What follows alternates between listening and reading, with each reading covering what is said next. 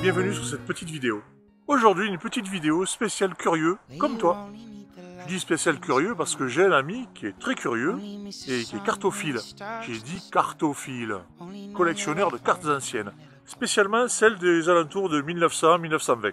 Cet ami vient me voir un jour et me dit « Dis donc, toi qui connais la Fox, tiens, regarde, je t'ai trouvé une vieille carte postale de la gare de la Fox. »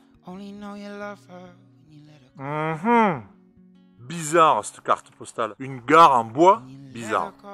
Sous prétexte qu'il y avait marqué La Fox sur cette vieille cabane en bois, il pensait que c'était la gare de La Fox ici, dans le Lot-et-Garonne. Pas du tout. Je m'avale quelques recherches sur internet, et sur quoi je tombe? Cette carte postale. Alors en fait il s'agit de La Fox. La Fox dans l'Illinois. Alors si l'Illinois aux États-Unis ça vous parle pas, pensez à Springfield, maison mère des Simpsons.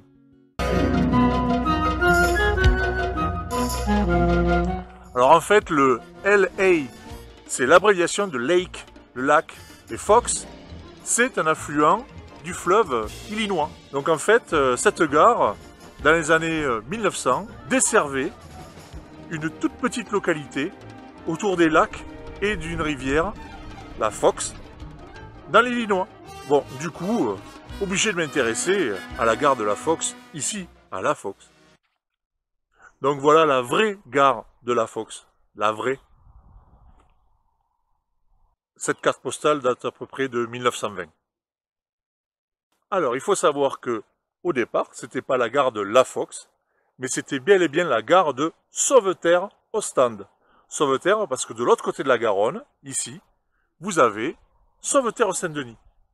Donc les gens de Layrac et Sauveterre-Saint-Denis avaient un point d'arrêt ici, sur la gare de Sauveterre-Ostende. Ostende, c'est pour le lieu-dit. Alors voilà, je vous montre, il existe encore des plans de cette gare.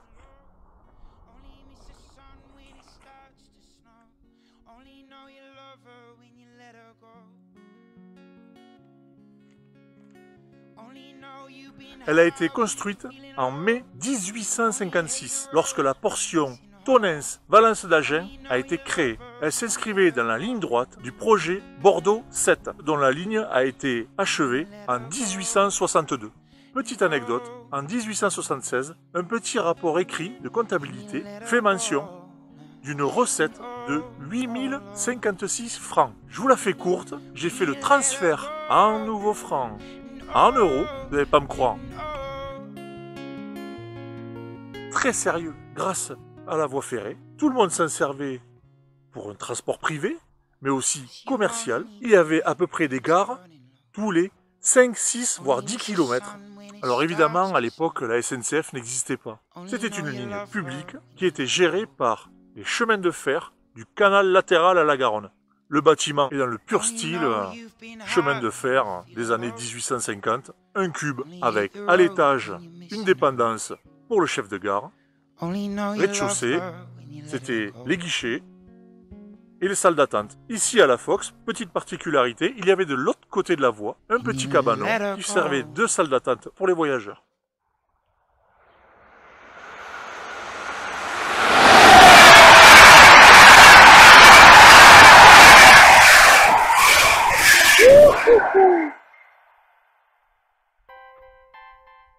Voilà la vraie gare de la Fox. La vraie.